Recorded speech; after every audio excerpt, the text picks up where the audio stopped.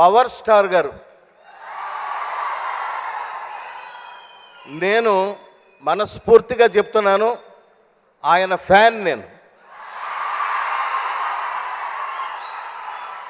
2004వ సంవత్సరంలో నేను మంత్రిగా ఉండి నెక్స్ట్ మేము మా పార్టీ అంతా ఓడిపోయినప్పుడు ఖాళీగా ఉన్నాం.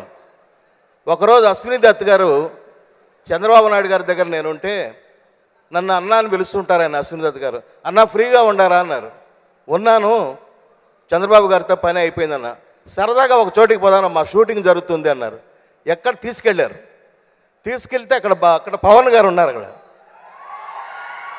వెంటనే నన్ను మన డాక్టర్ గారికి ఎంపీ గెటప్ వేయండి అని చెప్పారు. నాకు తెలియదు అసలు. పవన్ కళ్యాణ్ గారితో బాలు సినిమాలో ఒకే సీన్ యాక్ట్ చేస్తే నేను ఆ సీన్ యాక్ట్ చేసిన 4 సంవత్సరాలకి నిజంగానే ఎంపీ అయిపోయాను నేను. సో పవన్ గారి పవర్ అది. ఆయన్ని గురించి చెప్పాలంటే నా పవర్ చాలదు.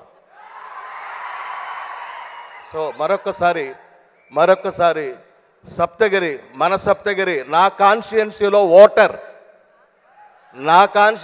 ఓటర్ సప్తగిరిని అభినందించే అవకాశం నాకు కూడా వచ్చింది. ఒక మంచి పాత్ర. మొదట్లో నేను కమెడియన్గా ఉన్నాను, మళ్ళీ కృష్ణవంశీ గారు నన్ను విలన్ చేశారు. ఇప్పుడు ఈ సినిమాలో డిఫరెంట్గా చూస్తారు నన్ను.